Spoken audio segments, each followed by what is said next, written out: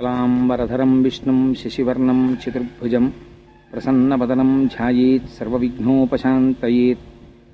గురుర్బ్రహ్మా గురుర్విష్ణుః గురుర్దేవో మహేశ్వరः గురుః సాక్షాత్ పరం బ్రహ్మ తస్మై శ్రీగురవే నమః. వ్యాసాయ విష్ణురూపాయ వ్యాసరూపాయ విష్ణవే నమో వై బ్రహ్మనిధయే వాసిష్ఠాయ నమో నమః. కూజంతం రామ రామేతి మధురం మధురాక్షరం ఆరుహ్య కవితాశాఖాం వందే వాల్మీకికోకిలం. శృతిస్మృతిపురాణానాం ఆలయం కరుణాలయం నమామి భగవత్పాదం శంకరం లోకశంకరం. వాగర్ధావివ సంపృక్తౌ వాగర్ధ ప్రతిపత్తయే జగతః పితరౌ వందే పార్వతీ పరమేశ్వరౌ. సూక్తిం సమగ్రయతున స్వయమేవ లక్ష్మీః శ్రీరంగరాజమహిషీ మధురైః కటాక్షైః. వైదగ్ధ్యవర్ణకుణగుంభనగౌరవైర్యాం కండూలకర్ణకుహరాः కవయోధయంతి. హైమోత్ఫపుండ్రమజహన్మకుటం సునాసం మందస్మితం మకరకుండలచారుగండం. బింబాధరం బహుళదీర్ఘకృపాకటాక్షం శ్రీవేంకటేశముఖమాత్మని సన్నిధత్తాం.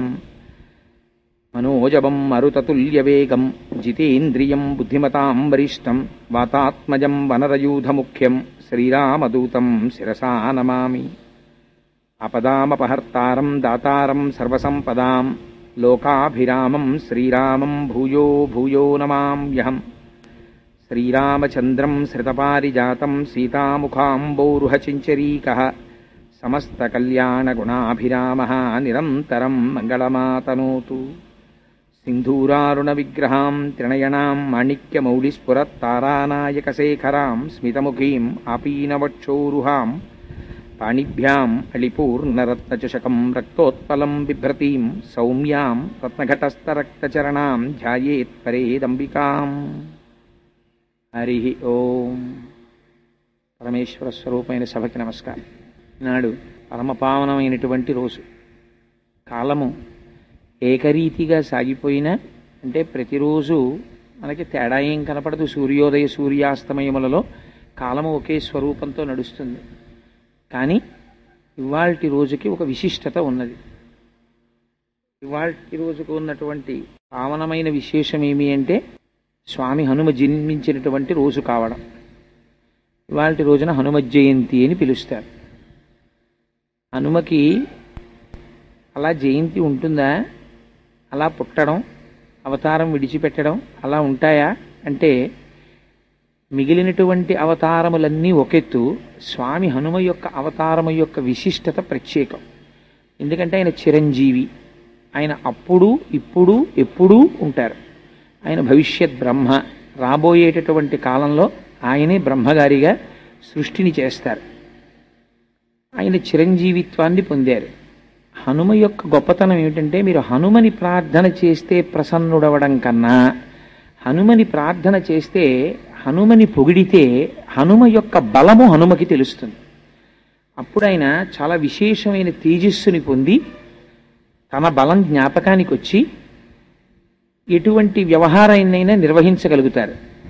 సాధారణంగా దేవతల యొక్క పరిస్థితి ఎలా ఉంటుందంటే మీరు ఒక దేవతని స్తోత్రం చేస్తే ఆ దేవత మీ యందు ప్రసన్నుడవుతాడు. అంతేగాని ఆ దేవతకి తన శక్తి జ్ఞాపకం రావడం అన్నది ఉండదు. హనుమని ప్రార్థన చేస్తే హనుమ ఉత్సాహాన్ని పొందుతారు. తన శక్తిని తాను గుర్తిస్తారు. అప్పటి వరకు తనకి ఏమీ తెలియనటువంటి వాళ్లే కూర్చుంటారు. ఆ కూర్చోవడానికి ఉన్నటువంటి పరాకాష్ఠ ఎటువంటిదో తెలుసా అండి హనుమది? ఎత్ర ఎత్ర రఘునాథ కీర్తనం తత్ర తత్ర కృతమస్తకాంజలిం భాష్పవారి పరిపూర్ణలోచనం మారుతిం నమత రాక్షసాంతకం.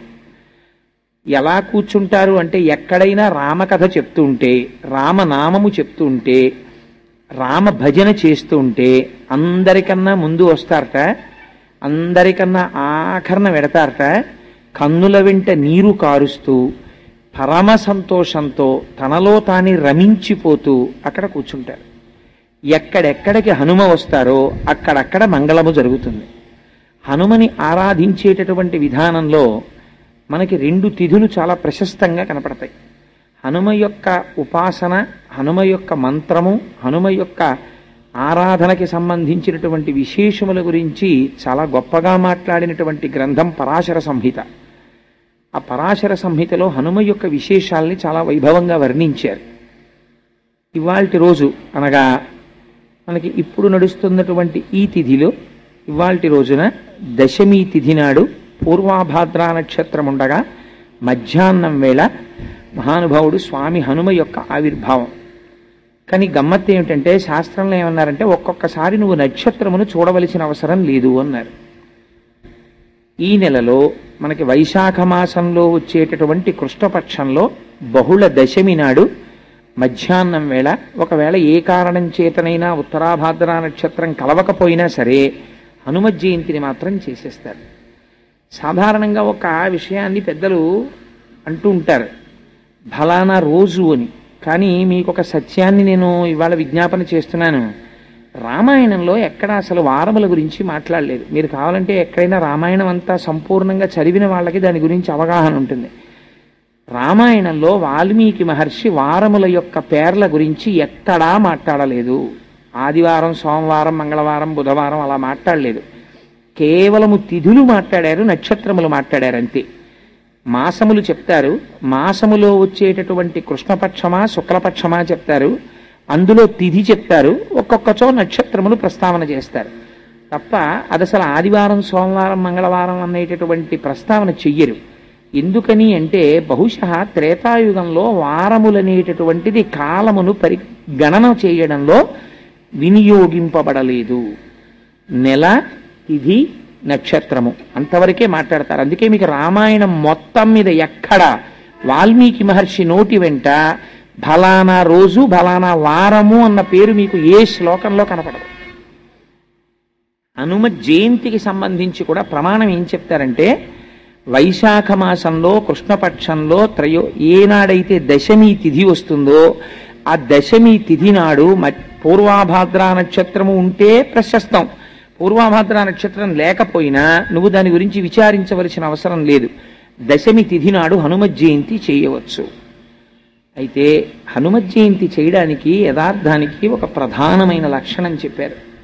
హనుమ జయంతి చేసేటప్పుడు పరివారముతో కూడినటువంటి హనుమని పూజ చెయ్యాలి. పరివార సహిత అంటే మనం ఏమనుకుంటామంటే సీతారామచంద్రమూర్తి యొక్క పాదార విందముల యందు కూర్చున్నటువంటి హనుమ అనుకుంటాం. అలా కాదు. ఆయనకి సుషేనుడు అని ఒక వానరము ఛత్రము పడతాడు. ఆ సుషేనుడు ఛత్రము పట్టినటువంటి మూర్తిని మీరు మంత్రము చేత ఆవాహన చెయ్యాలి హనుమ జయంతి నాడు. అలాగే మైందుడు, ద్వివిధుడు అని ఇద్దరు ఉంటారు. ఆ మైంద ద్వివిధులిద్దరూ కూడా ఆయనకి రెండు పక్కల నిలబడి చామరం వేస్తూ ఉంటారు. ఆయన ముందు జాంబవంతుడు నడిచి వెడుతుంటాడు. వెడుతూ మంచి మాటలు చెప్తూ ఉంటాడు. ఈ పని చెయ్యవచ్చు, ఈ పని చెయ్యకూడదు అని పెద్దవాడైనటువంటి జాంబవంతుడు ముందు నడుస్తున్నట్లు ఆయన వెనకాతల మిగిలినటువంటి వానరముల యొక్క పేర్లు చాలా పేర్లు విజ్ఞాపన చేస్తారు. ఇటువంటి పరివారం ఏది ఉన్నదో అటువంటి పరివారముతో కూడినటువంటి హనుమకి ఇవాళ అర్చన చేస్తున్నాము అంటారు. శాస్త్రమునందు హనుమకి వివాహం అయింది. ఆయన్ని సువర్చలా సమేత హనుమ అని పిలుస్తారు. సువర్చలా సమేతుడైనటువంటి హనుమకి కళ్యాణం చేయడం కూడా శాస్త్రంలో అంగీకరించారు. ఎందుచేత అంటే గృహస్థాశ్రమంలో ప్రవేశించలేదనుకోండి పెద్దలైనటువంటి వారు తరించరు. శాస్త్రంలో స్వామి హనుమకి ప్రవర ఉన్నది. ఆయన తండ్రి గారు కేసరి. అలాగే వారి తాతగారి పేరు ముత్తాతగారి పేరు కూడా కళ్యాణంలో చెప్తారు. చెప్పినప్పుడు హేమగర్భుడు అని వాళ్ళ ముత్తాతగారి పేరు. అందుచేత వాళ్ళు తరించాలి అంటే ఒక తండ్రి కడుపున పుట్టినటువంటి పిల్లవాడు సన్యసించడానికి నియమం చెప్పారు. సరే, ఇప్పుడు నేను ఆ సన్యాస నియమం గురించి మాట్లాడను. కానీ వివాహం చేసుకోకుండా ఉండిపోయాడు అనుకోండి ఎవరైనా, అలా ఉండిపోతే ఏమవుతుంది అన్నారు.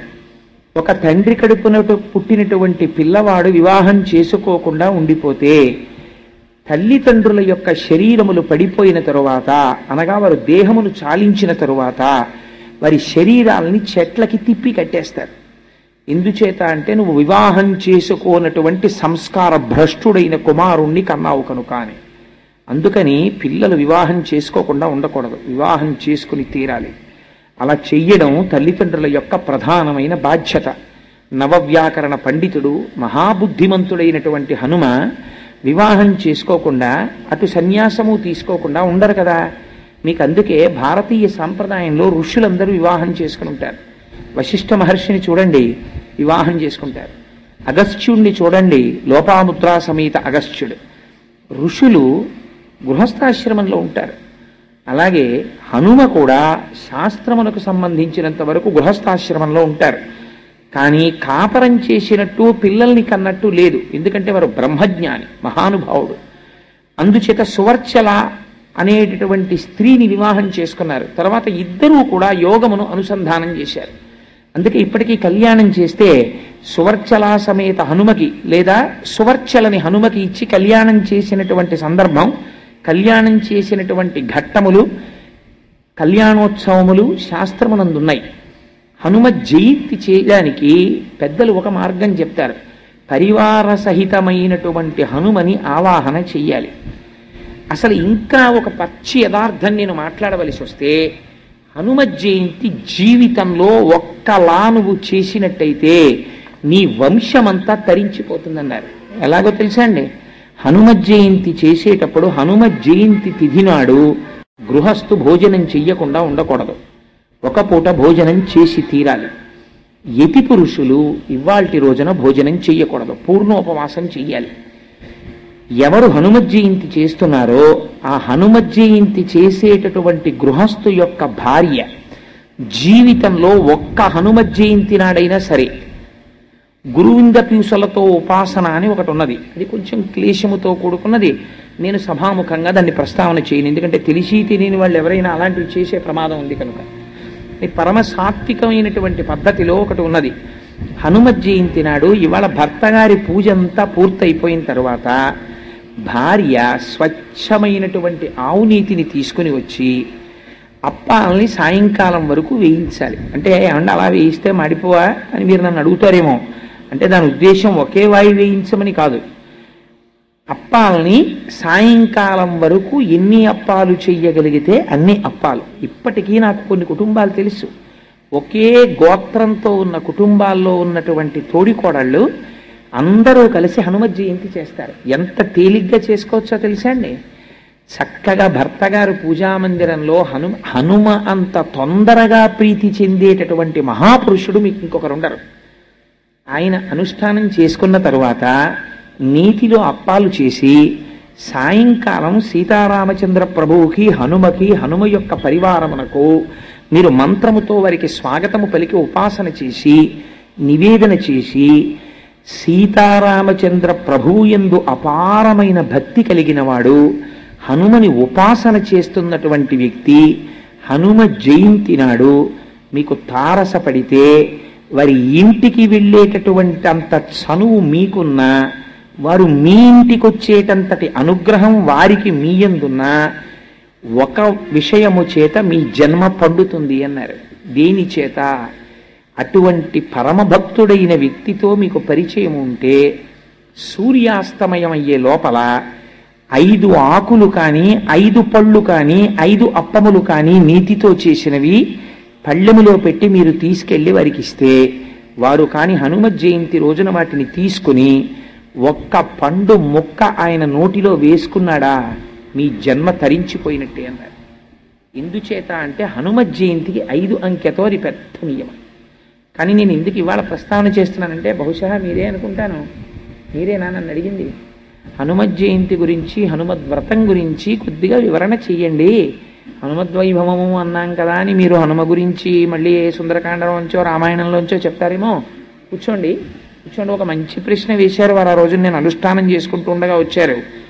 వస్తే పాపం, అయ్యో హనుమ గురించి వచ్చినటువంటి వ్యక్తిని నేను పూజామందిరంలో ఉండగా పంపించకూడదని, పీఠం మించి లేవకూడదని నా భార్య, అయ్యా లోపలికి వెళ్ళి పూజామందిరంలోనే వాడికి ఆ శుభలేఖ ఇచ్చి వెళ్ళండి అంటే వారు మందిరంలోకి వచ్చి ఆ రోజున ఆ ప్రశ్న అడిగి వెళ్ళారు. నేను పీఠం మీద కూర్చుని ఉండగా తప్పకుండా అన్నాను కనుక దాని గురించి ప్రస్తావన చెయ్యాలి కనుక చేస్తున్నాను ఇవాళ. లేకపోతే నేను ఈ పూజల గురించి చెప్పడానికి నాకు కొంచెం భయం, ఎందుకంటే దాని గురించి ఇంకా అనుమానాలు చాలా ఎక్కువైపోతాయి. లేకపోతే మా ఇంటికే 5 రకాల పళ్ళు పట్టుకుని వచ్చేస్తారేమో, సూర్యాస్తమయం అయిపోయింది కాబట్టి ఇంకా భయం ఏం లేదు, అయినా నేనంత భక్తుడిని ఇంకా అననుకోండి. మీ అందరికన్నా నేనేమన్నా భక్తుడినా? అసలు యథార్థానికి నేను పట్టుకు రావాలి మీ అందరిళ్ళకి 5 పళ్ళు. అందుకని శాస్త్రం ఏం చెప్పిందంటే 5 పళ్ళు ఒకే జాతికి చెందినటువంటి 5 ఫలాల్ని ఇవాల్టి రోజున సీతారామచంద్ర ప్రభువు యొక్క పాదముల యందు అపారమైన భక్తి కలిగినటువంటి వాడు, హనుమని సేవించేటటువంటి వాడు, అటువంటి వారి ఇంటికి వెళ్ళగలిగిన చనువు నీకుంటే, ఎందుకనంటే ఇలాంటి పవిత్రమైన తిథుల యందు వారికి ఒక అధికారం ఉంటుంది. అందరితో మాట్లాడవలసిన అవసరం ఏమి ఉండదు, అనుష్ఠానం చేసుకుంటారు, లేకపోతే ఏదో చదువుకుంటారు కాబట్టి వాళ్ళు మాట్లాడడం కుదరదండి. నైమిత్తిక తిథులు అంటారు వీటిని. నిత్యము నైమిత్తికము అని రెండు ఉంటాయి. నిత్యము సంధ్యావందనం ప్రతిరోజు చేస్తాడు, నైమిత్తికము అంటే ప్రత్యేక తిథులు. వీటి యందు కొన్ని ప్రత్యేకమైన పనులు ఉంటాయి, అవి చేస్తే జన్మ తరిస్తుంది, అవి సులభ మార్గములు. అందుచేత వారు తీసుకోవాలని ఏం లేదు. కానీ మీకు అటువంటి చనువు ఉందనుకోండి, చనువు ఉండి మీరు ఇస్తే వారు పుచ్చుకున్నారనుకోండి, పుచ్చుకుని ఆయన ముక్క నోట్లో వేసుకున్నారనుకోండి, మీ జన్మ తరించిపోయినట్టే. ఎందుకని అంటే అది సాక్షాత్తు హనుమ యొక్క స్వీకారమే, వారు తీసుకున్నట్టే లెక్క అని చెప్పింది పరాశర సంహిత. నేనేం నా సొంతంగా ఏదో అభూత కల్పనలు చేసి చెప్తున్నాను అనుకోకండి మహాప్రభు. వేదికల మీద నేనటువంటి అబద్ధాలు ఆడను అంటే దిగిపోయాక చెప్తావా అనకండి. ఎప్పుడూ చెప్పను, ఎప్పుడైనా ప్రారంధం తప్పి చెప్పవలసి వస్తే ఈశ్వరుడు నన్ను మన్నించుగాక. సరే, అందుచేత 5 అంకె మీద పండు, 5 అంకె మీద ఆకు, 5 అంకె మీద నీతి అప్పములు. కనీసం వచ్చేసారి మీకు ఎవరైనా చక్కగా ఆలయంలో అర్చన చేసేటటువంటి వారు, అటువంటి వాళ్ళు సీతారామచంద్రమూర్తిని నమ్ముకున్న భక్తులకు ఇవ్వండి. ఇస్తే మీరు తరిస్తారు. హనుమత్ జయంతి నాడు ఒక ప్రధాన నియమం ఉంది. మీరు వచ్చే సంవత్సరం మీ దేవాలయంలో హనుమత్ జయంతి చేసేటప్పుడు బాగా జ్ఞాపకం పెట్టుకోండి. హనుమ ఆవాహన ఎక్కడ తొందరగా జరుగుతుందో తెలుసా అండి? అరటి చెట్లు మీరు బాగా కట్టి అరటి గెలలు వంగి ఉండేటట్టుగా అలంకారం చేసి అప్పుడు హనుమత్ జయంతి చెయ్యాలి. నేను ఇవాళ మీరు అడిగారు కాబట్టి ఒక పరమ సత్యం చెప్పేస్తున్నాను. హనుమ తొందరగా ప్రసన్నులైపోవాలంటే ఎక్కడ చేయమని చెప్పిందో తెలుసా అండి పరాశర సంహిత? అరటి తోటలోకి వెళ్ళి హనుమ యంత్రం కానీ, హనుమ బొమ్మ కానీ, హనుమ అని రాసి కానీ మీరు అక్కడ పెట్టి, మీరు కానీ ఆ రోజున ఉపాసన చేశారా అరటి తోటలో, ప్రత్యక్షమైనటువంటి స్వరూపంతో స్వామి వచ్చి తీసుకుని తీరుతారన్న భయం ఇచ్చింది సంహిత. అన్నిటికన్నా ఆయన తొందరగా ప్రీతి దేనివల్ల పొందుతారో తెలుసా అండి? అరటి పండుగ. కదలి పూజ అని ప్రత్యేకమైనటువంటి పూజ ఆయనకి. కేవలం అలంకారంతో ఆయన తృప్తి పడిపోతారు. అరటి గెలలిలా దిగేటట్టుగా అలంకారం చేసి, అరటి చెట్లు కట్టి, అరిటాకులేసి, స్వామి చుట్టూ కూడా లేత అరిటాకులు పరిచి, మీరు ఆయనకి బాగా ముగ్గిన అరటిపళ్ళు తీసుకొచ్చి అక్కడ పెట్టారనుకోండి, ఏదో ఒక రూపంతో, మీకు ఈ కంటికి కనపడిన రూపంతో రాకపోవచ్చు, మీరు గుర్తుపట్టలేరు, కానీ ఏదో ఒక రూపంతో ఆయన వచ్చి తీసుకుని వెళ్ళి తీరుతారు. నా జీవితంలోనే దృష్టాంతాలున్నాయి. మనమే ఆశ్చర్యపోతాం, ఎలా వచ్చారా అని మీకే అర్థం కాదు. నేను మొన్న ఆఫీసులో ఉండగా నాతో మొన్న ఒక ఆయన వచ్చి ప్రస్తావన చేశాడు. అయ్యా ఏమిటో తెలియదు కానండి, నాకు రామాయణం వింటే ఒళ్ళు పులకరిస్తోంది ఈ మధ్య. రామాయణం పెట్టగానే కోతులు వస్తున్నాయి మా ఇంటికి, నేను ఏమైనా చేయవలసి ఉంటుందా అని మా ఆఫీస్కి వచ్చాడు. పాపం, నీ యందు హనుమ అనుగ్రహం కలిగిందయా, రామాయణం ఇలా ప్లే నొక్కగానే వానరములు వస్తున్నాయి అంటే, హనుమ అనేక రూపములతో వస్తారు, అందులో ప్రఖ్యాతమైన రూపము వానర రూపము ఒకటి అని పరాశర సంహిత చెప్పింది. అందుచేత తొందరగా ప్రసన్నుడై వస్తే స్వామి వానర రూపంలో వస్తారు. అందుచేత అరిటాకులతో, అరటి చెట్లతో, అరటి గెలలతో ఆలయమునకు అలంకారం చెయ్యాలి. లేదా హనుమత్ జయంతిని మీరు ఎక్కడ మందిరంలో చేస్తున్నారో అక్కడ అలంకారం చెయ్యాలి. చేసి అరటి పండ్లు తప్పకుండా నివేదన చెయ్యాలి. చేస్తే పరమప్రసన్నుడవుతాడు స్వామి. ఇది హనుమత్ జయంతి అంటారు. ఈ హనుమత్ జయంతి నాడు తప్పకుండా స్వామి హనుమ ఉన్నటువంటి దేవాలయంలో దర్శనం చేసుకోవాలి. హనుమ గురించి తప్పకుండా 4 మాటలు వినాలి. అయితే ఎవరు వినగలరు అన్నారు? ఎవరికి హనుమ యొక్క అనుగ్రహం కలగాలని హనుమ భావిస్తున్నారో వారు మాత్రమే వింటారు. అందరికీ అదృష్టం లభిస్తుందా? ఎవరికి ఆయన అనుగ్రహం కలుగుతుందో వారు మాత్రమే వింటారు. అందరూ వినడం అన్నది ఆయన అనుగ్రహం మీద ఆధారపడి ఉంటుంది. సరే, అందుచేత రెండవది మళ్ళీ తత్తుల్యమైనటువంటి రోజు వేరొకటి ఉన్నది. అది హనుమద్వ్రతము అని చేస్తారు. ఇది వైశాఖ మాసంలో వచ్చేటటువంటి బహుళ దశమి మధ్యాహ్నం స్వామి యొక్క ఆవిర్భావము కనుక హనుమత్ జయంతి. హనుమద్ వ్రతం ఎప్పుడు వస్తుంది అంటే మార్గశీర్ష మాసంలో శుక్లపక్షంలో వచ్చేటటువంటి త్రయోదశి నాడు హనుమద్ వ్రతం చేస్తారు. హనుమద్వ్రతం ఎందుకు చేస్తారు? సత్యనారాయణ స్వామి వారి వ్రతం చేసినట్టు హనుమద్ వ్రతమునకు కూడా కల్పం ఏదైనా ఉందా? కల్పము అంటారు. బాగా జ్ఞాపకం పెట్టుకోండి మీరు ఆ మాట. మీరు ఎప్పుడైనా ఒక కల్పము ఉన్నదనుకోండి, కల్పము ఉంటే అది వైదికము అని గుర్తు. మీకు ఎక్కడో ఆ పద్ధతిని ఋషులు నిర్దేశించారు. ఆ ఋషులు నిర్దేశించిన పద్ధతిలో జరిగిన దానిని కల్పము అంటారు. సత్యనారాయణ స్వామి వారి వ్రతం చేస్తున్నారు అనుకోండి, కల్పోక్త ప్రకారేణ అంటారు. అంటే కల్పము ఎలా చెప్పిందో అలా చెయ్యాలి. దానికి ఒక పద్ధతిని ఋషులు నిర్ణయించి పెట్టారనమాట. అంటే మీకు అది ఖచ్చితంగా ఫలితాన్ని ఇచ్చేస్తుంది. హనుమద్ వ్రతమునకు కూడా కల్పము ఉన్నది. ఆ కల్పము ప్రకారము చెయ్యాలి. అయితే హనుమద్ వ్రతము ఎక్కడ చెయ్యాలి అన్నారు. అసలు యథార్థమునకు హనుమద్ వ్రతం ఎక్కడ చెయ్యాలో తెలుసా అండి? పంపానది తీరమునందు కూర్చుని మాత్రమే హనుమద్ వ్రతమును చెయ్యాలి. వేరొక చోట ఎక్కడ కూర్చుని కూడా హనుమద్ వ్రతమును చెయ్యరాదు. మరి ఏమండి, ఆ రోజున హనుమద్ వ్రతానికి మార్గశీర్ష మాసంలో శుద్ధ త్రయోదశి నాడు మేమందరం పంపానది తీరానికి వెళ్ళిపోయి చెయ్యమా వ్రతం అంటే శాస్త్రము దానికి ఒక మినహాయింపు ఇచ్చింది. ఎలా చేస్తావు హనుమద్ వ్రతము అంటే, నువ్వు పంపానదీ తీరమునకు వెళ్ళలేకపోతే ఒక కలశని పెట్టి ఆ కలశలో నీరు పోసి ఆ కల్పమునకు దారములు కడతారు. అది శాస్త్రము తెలుసున్నటువంటి వారు, ఆ ప్రక్రియని నిర్వహించగలిగినటువంటి వారు కడతారు. కట్టి దాని మీద ఆ కలశ మీద ఆ కొబ్బరి బొండాన్ని పెట్టి ఆకులు వేసి అందులోకి పంపాజలముల యొక్క ఆవాహన మంత్రం చెప్తారు. ఆవాహన మంత్రం చెప్పిన తర్వాత అప్పుడు నువ్వు పంపానది ఒడ్డున కూర్చున్నట్టే లెక్క. అప్పుడు కూర్చుని హనుమద్వ్రతం చేస్తారు. ఎందుకు చేస్తారు హనుమద్వ్రతం? నాతో వారు ఆ రోజున ప్రస్తావన చేసింది నాకు జ్ఞాపకం ఉంటే, సీతమ్మ తల్లి దర్శనం అయింది కదండి ఆ రోజున, అందుకని వ్రతం చేస్తారట కదా స్వామిని అని ఒక విషయం అడిగారు నన్ను. కానీ మీకు కాలము యొక్క గణని బట్టి చూస్తే రామాయణంలో అలా పొంతన కుదరదు. కానీ మార్గశీర్ష మాసంలో శుద్ధ త్రయోదశి నాడు హనుమద్వ్రతమును ఎందుకు చేస్తారు అంటే, పరాశర సంహిత దీని గురించి చెప్పింది. 13 క్షేత్రములు ఉన్నాయి. వాటిని హనుమత్ పీఠములు అని పిలుస్తారు. ఆ హనుమత్ పీఠములలో పంపా తీరము ఒక పీఠం. అలాగే మీకు హనుమద్ వ్రతాన్ని ఎందుకు చేస్తారు అంటే, చంద్రవంశంలో సోమదత్తుడు అనబడేటటువంటి ఒక రాజు జన్మించాడు. ఆయనకి రాజ్య భ్రష్టత్వము వచ్చింది. రాజ్యమును ఆయన యొక్క శత్రువులు యుద్ధంలో ఓడించి తీసుకుపోయారు. ఆయన రాజ్యభ్రష్టత్వము వచ్చి వెళ్ళిపోయాడు. ఆ కాలములో అప్పటికప్పుడు విజయము కలగాలంటే ఏ వ్రతము చెయ్యాలి అన్నారు. పంపాతీరమునందు కూర్చుని మార్గశిర శుద్ధ త్రయోదశి నాడు చేసేటటువంటి వ్రతం అనుకోకుండా తిథి వచ్చింది. ఇప్పటికిప్పుడు నీకు విజయాన్ని ఇవ్వగలిగినటువంటి వ్రతం ఆ వ్రతం. మరి ఎలా ఇప్పుడు పంపాతీరానికి వెళ్ళడం అంటే నీకేం భయం లేదయా, నువ్వు ఇక్కడే కూర్చుని ఉండు, నీకు కలశలోకి పంపాతీరమును ఆవాహన చేస్తాం అని ఆ రాజుతో వ్రతం చేయించారు. చేయిస్తే ఆయన పరమభక్తి శ్రద్ధలతో వ్రతాన్ని చేశారు.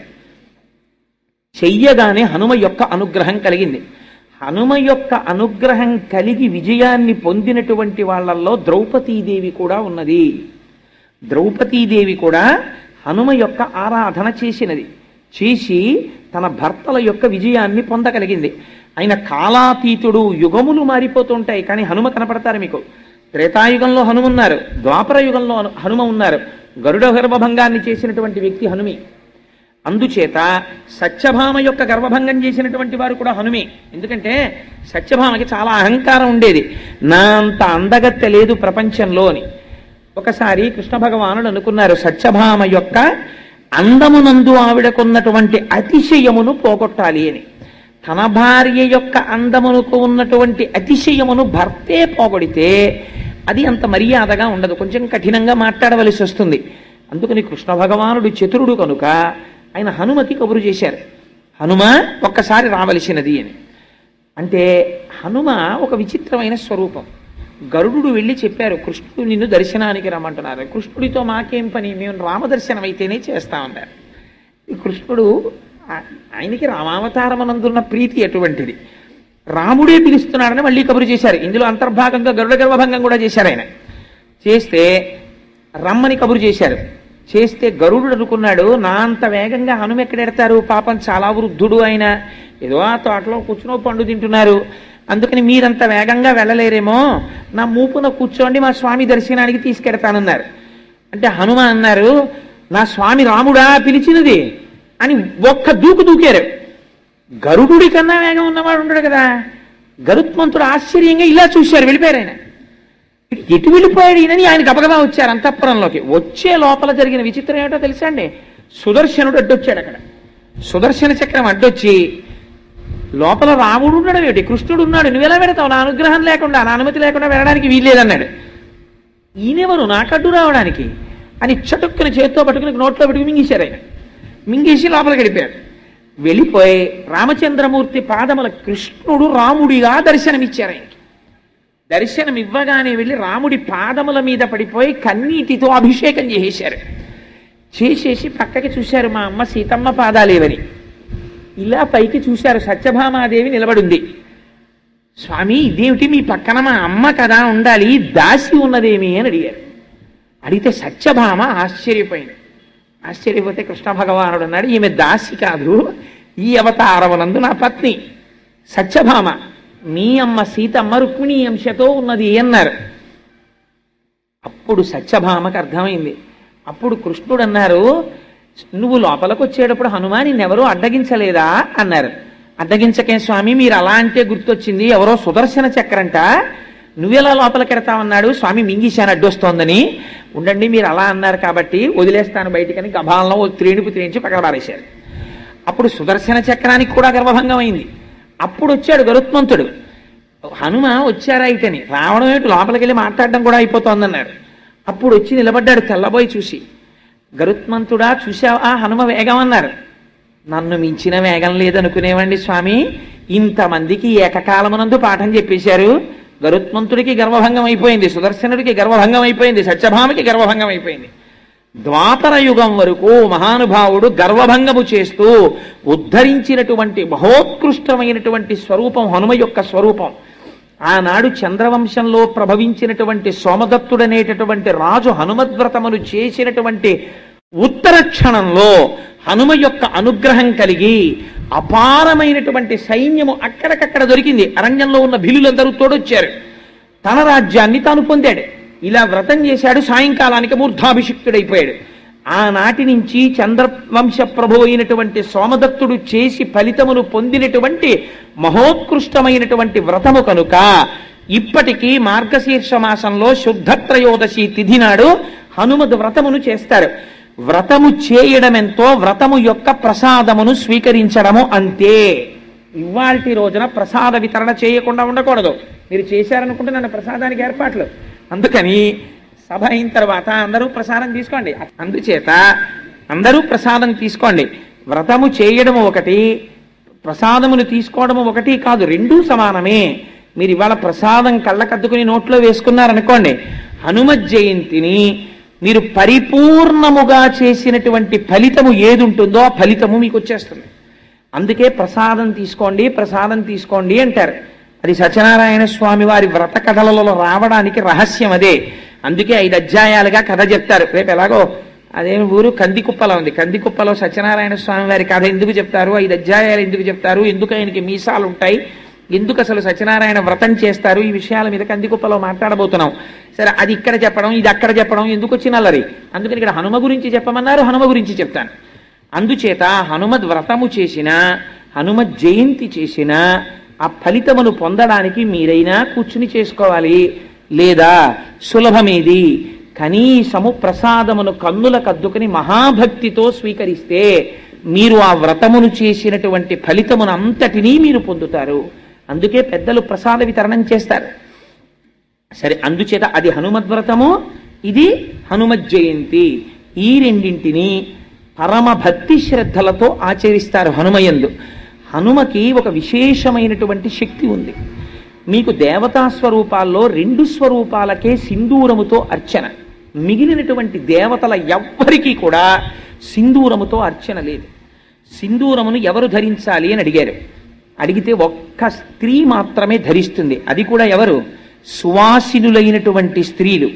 వివాహమై భర్త కలిగినటువంటి స్త్రీలు, 5వ తనం ఉన్న వాళ్ళు ఎవరున్నారో వాళ్ళు తప్పకుండా పక్కపాపిళ్ళు అవి తీయమని శాస్త్రంలో చెప్పలేదు.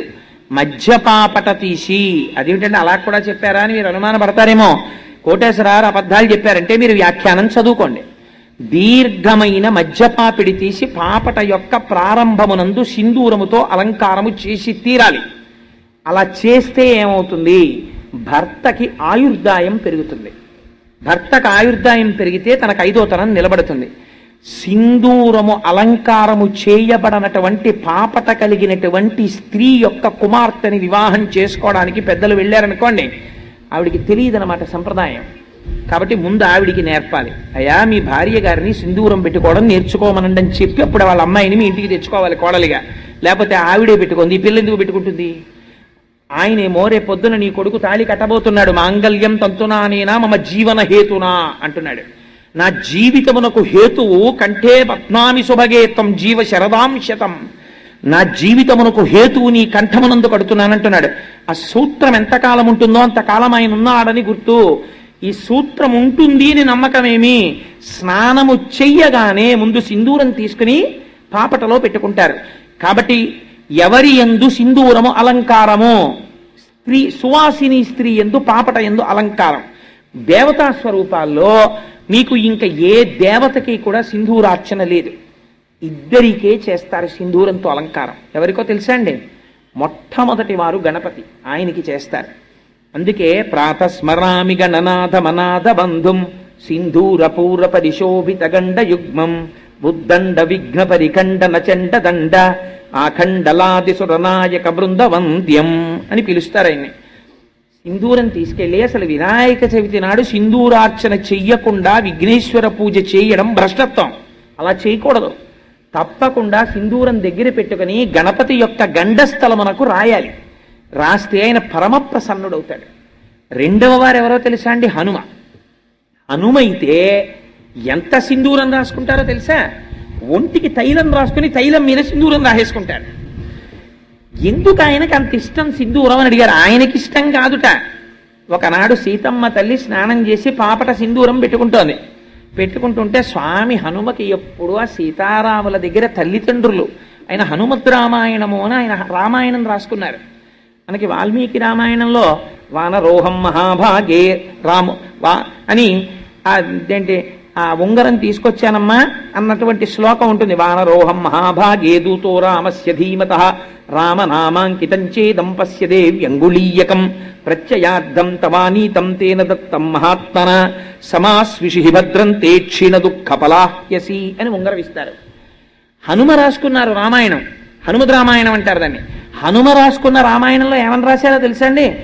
సువర్ణం సువర్ణం సువర్ణం సువర్ణస్య అంగుళీయకం అని రాశారు. 3 మాటలు ఇది బంగారము బంగారము బంగారము అని చెప్పి నేను అమ్మకిచ్చానని రాసుకున్నారు. అలా ఎందుకు చెప్పాను అన్నదానికి వ్యాఖ్యానం చేశారు తర్వాత పెద్దలు. ఎందుకు అలా 3 మాటలు బంగారము బంగారము బంగారం అన్నారు హనుమ అన్నదానికి. సరే, అందుచేత హనుమద్ రామాయణంలో ఒక మాట రాశారు. సీతమ్మ తల్లిని మొట్టమొదటిసారి నేను దర్శనము చేసినప్పుడు అమ్మ నన్ను చూసినప్పుడు ఆ చూపు ఎట్లా ఉందో తెలుసా? చాలా సంవత్సరములు తల్లిని విడిచిపెట్టి కొడుకు ఏ దూరదేశములకో ఉద్యోగరీత్యానో విద్యార్జనరీత్యానో వెళ్ళిపోతే ఆ కుమారుడు మళ్ళీ తిరిగి వచ్చినప్పుడు మీరు పిల్లవాడి వంక కాదు చూడవలసింది, అమ్మ వంక చూడాలి. అమ్మ ఆ కొడుకు వంక చూసుకుంటున్నప్పుడు చూసేటటువంటి చూపులలో ఎటువంటి ఆర్ద్రత ఉంటుందో, ఇన్నాళ్లకి తిరిగి వచ్చిన కొడుకుని చూసుకున్నటువంటి అమ్మ ఎంత సంతోషంగా చూస్తుందో అంత సంతోషంగా నన్ను సీతమ్మ చూసినది అన్నారు.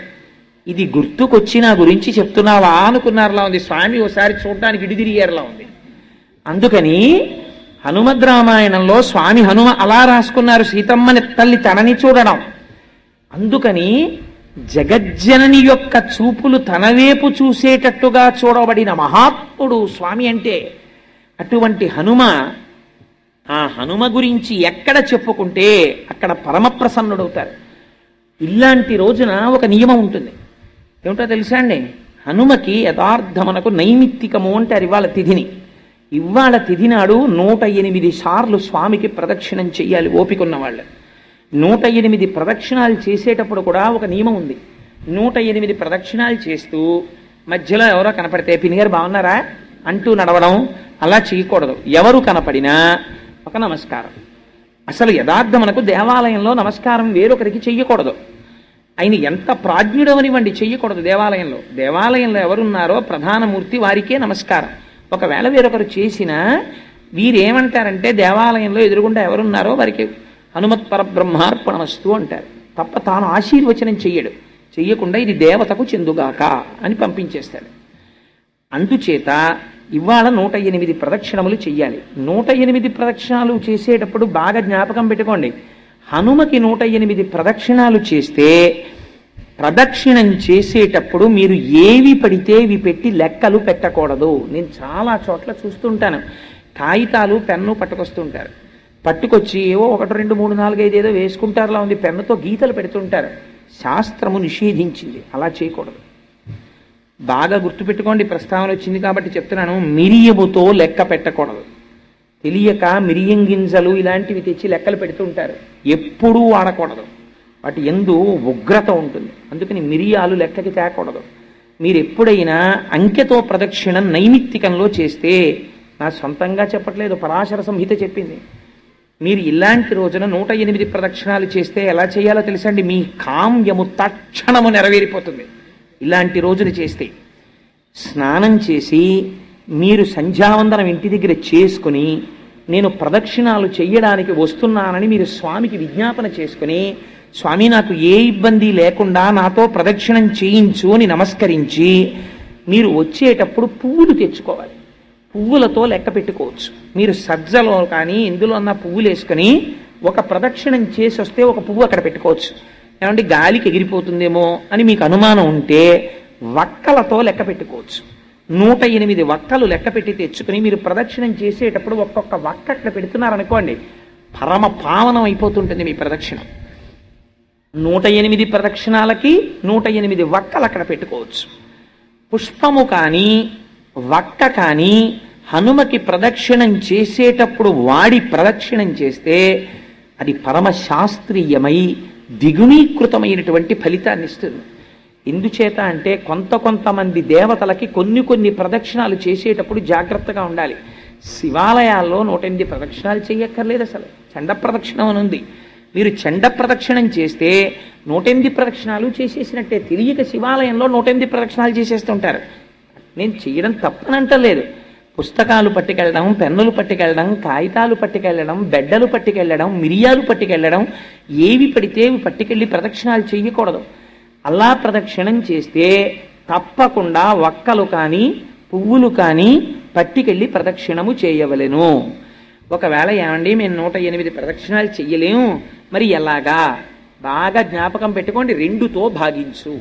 108 చెయ్యలేవు, 2 పెట్టి భాగించి ఎంత వస్తుంది? 54. నేను కరెక్ట్గా చెప్తే 54ఏనా? అంకెల్లో తక్కువ నేను, అందుకని 54 మాటలు ప్రదక్షిణం చెయ్యండి. 54 కూడా చేయలేను, మళ్ళీ 2 పెట్టి భాగించు. ఎంత? ఏదో 27లా ఉంది. కాబట్టి మరి 2 పెట్టి భాగింపబడదు కదా అన్నారనుకోండి, అంటే అవి కనీసము నీవు చేయవలే అని గుర్తు. ఇంకా 2 చేత భాగింపబడదంటే 27 ప్రదక్షిణాలు కూడా చేసేటంతటి శరీర స్థితి నాకు లేదు అని నువ్వు అనుకుంటే అప్పుడు 11.